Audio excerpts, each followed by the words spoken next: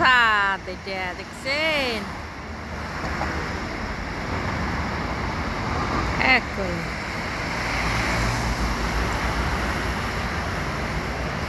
এটা হয়েছে রাতের দৃশ্য। দেখেন কমলা গাছে কি রকম কমলা ধরছে। সবাই বলে নাকি কমলা অনেক টক। তা আমি আজকে একটা পারছি, দেখি যে সত্যি বাবার বাবা এত টক আর টক, খাওয়ার কোনো সিস্টেমে নেই। এই যে রাতের দৃশ্য, এটা হয়েছে অনেক বড় রোড। আমার কাছে কি যে সুন্দর লাগতেছে, যে কি যে ভালো লাগতেছে।